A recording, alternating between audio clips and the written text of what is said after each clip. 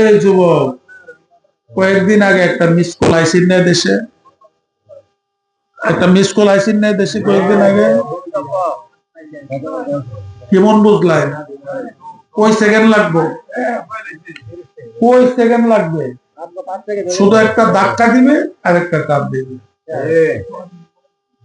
বাস। এটা মিস কলটা দিয়ে আল্লাহ বুঝাই দিছে, ওয়ালা নাবলুয়ান্নাকুম বিশাইয়্যিম মিনাল খাউফ।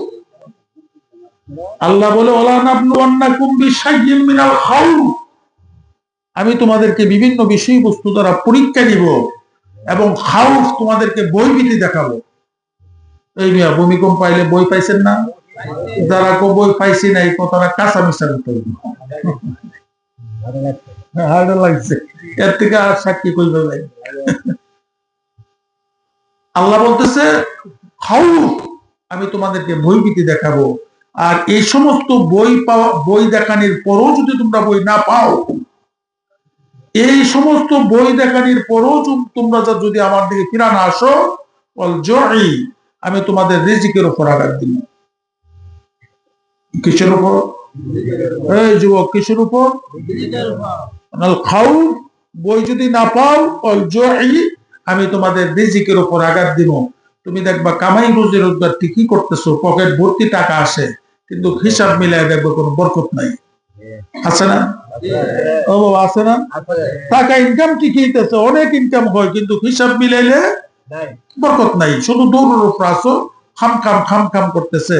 আল্লাহ বলতেছে এই সমস্ত বইয়ের পরে যদি আমার দিকে যদি তোমরা যুক্তা না যাও, আমার দিকে যদি ফিরা না আসো, আমি তোমাদেরকে যে আঘাতটা দেবো, এরপরে আঘাতটা হলো সেটা রিজিকের উপর আঘাত। রিজিকের আঘাতটা হলো কঠিন একটা আঘাত। অনেক সময় ছোটবেলা দেখতাম আমাদের এই যে আব্বা অনেক সময় চাটলে বা দাদারা চাটলে, এই গোলাপান যখন লেখাপড়া করতো না, যাইতো না স্কুল বাধা করতো, হেরে দুপুরের সময় আইলে তার খাওয়ান বন্ধ করে দিও, বলতো না? তাহলে বোঝা গেল খাওয়ানের রিজিকের যে আঘাতটা, এটা মানে এক চুপ বাইরে যা হবে, এ খাওয়ানের হুমকিরা দিলে তার বেশি হয়ে গেছে।